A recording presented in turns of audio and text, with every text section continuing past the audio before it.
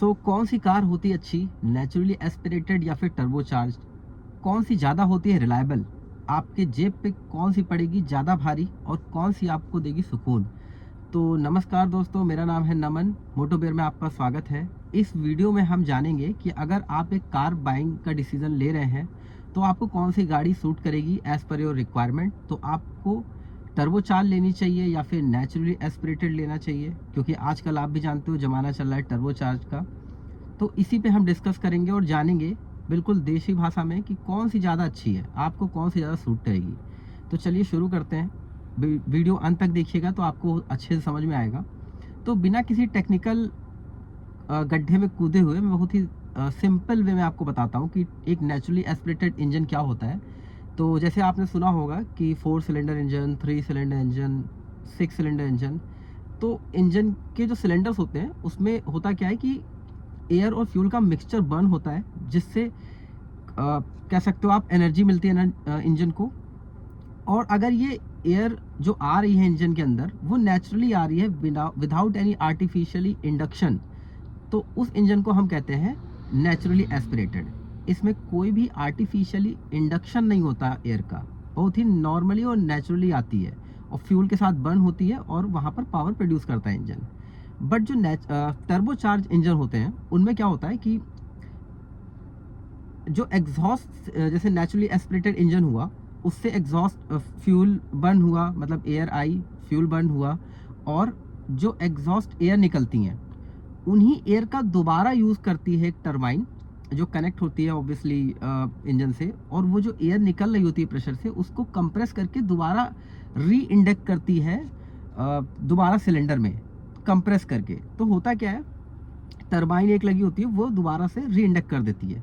तो यहाँ forced induction होता है दोबारा से ही बर्न एयर का और कंप्रेस्ड एयर का।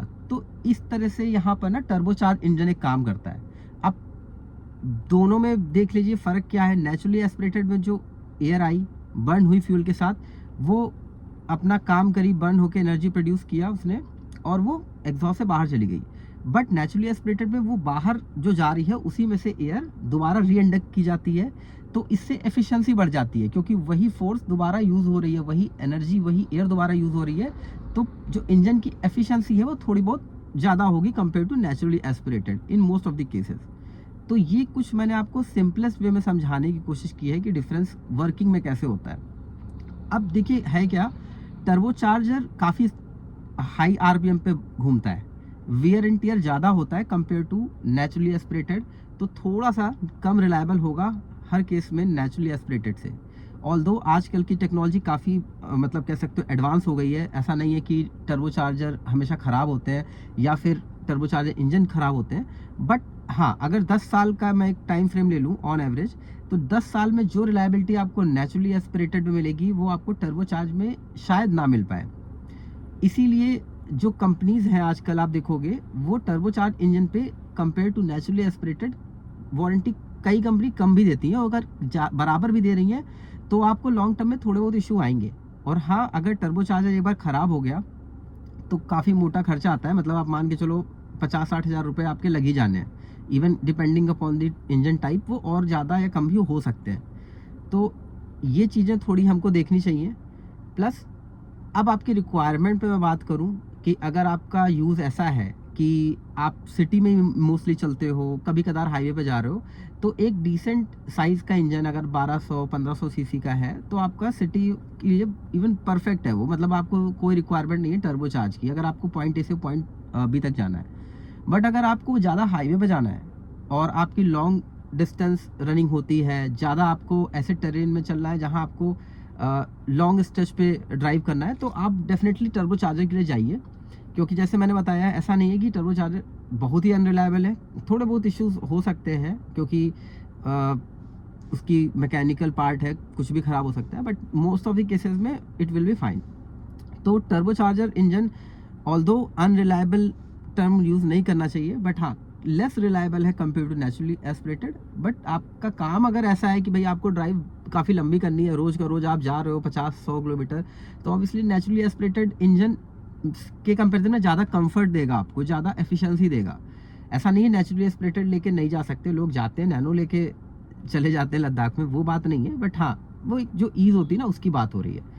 तो ये आई होप आपको समझ में आया होगा नेचुरली एस्पिरेटेड और टर्बोचार्ज इंजन की वर्किंग, और थोड़ा सा आपके रिक्वायरमेंट के अकॉर्डिंग।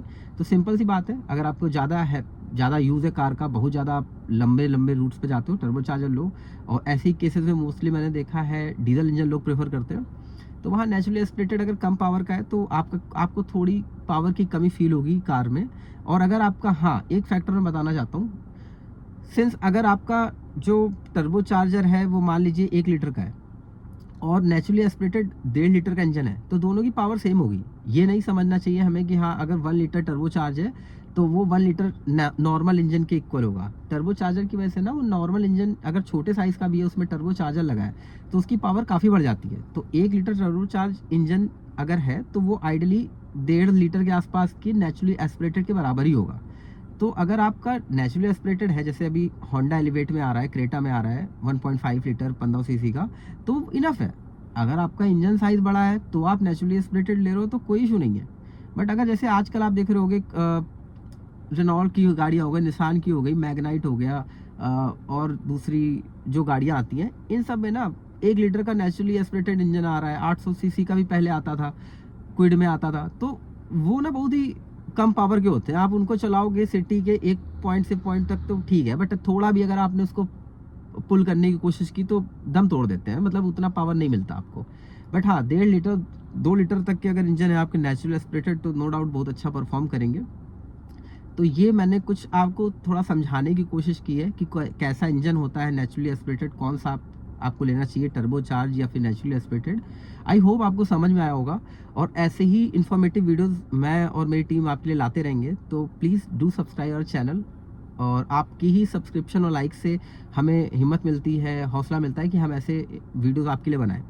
तो तब तक के लिए राम राम दोस्तों, जल्द मिलते हैं। Have a nice day.